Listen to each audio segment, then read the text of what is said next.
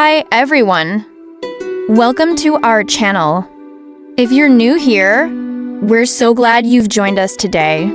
Before we dive into our nightly devotional, I want to introduce you to a special book that has been a source of encouragement and strength for many. Streams in the Desert by L.B.E. Cowman, updated by Jim Reimann.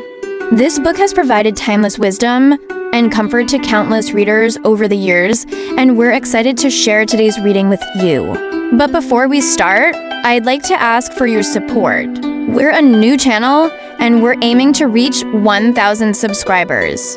Your subscription would mean the world to us, so please hit that subscribe button and help us grow this community.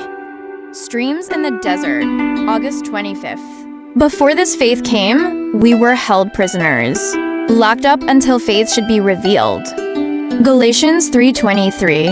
God, in times past, caused people to be kept subject to his law so they would learn the more excellent way of faith. For it was through the law that they would see God's holy standard and thereby realize their own utter helplessness.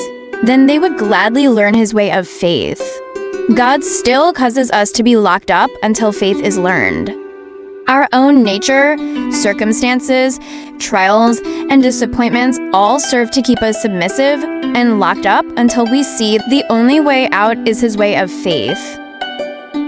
Moses attempted the deliverance of his people by using self-effort, his personal influence, and even violence. So God locked him up for 40 years in the wilderness before he was prepared for his work. Paul and Silas were called of God to preach the gospel in Europe. In Philippi, they were severely flogged, they were thrown into prison, and the jailer fastened their feet in the stocks. Acts 16:23-24.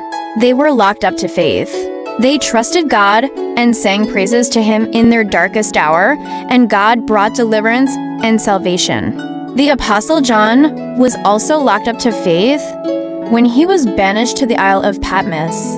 And if he had never been sent there, he would never have seen such glorious visions of God.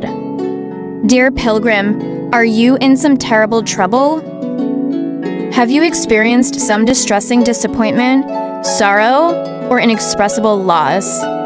Are you in a difficult situation? Cheer up. You have been locked up to faith. Accept your troubles in the proper way and commit them to God. Praise him that in all things God works for the good of those who love him. Romans 8:28. And that he acts on behalf of those who wait for him. Isaiah 64:4.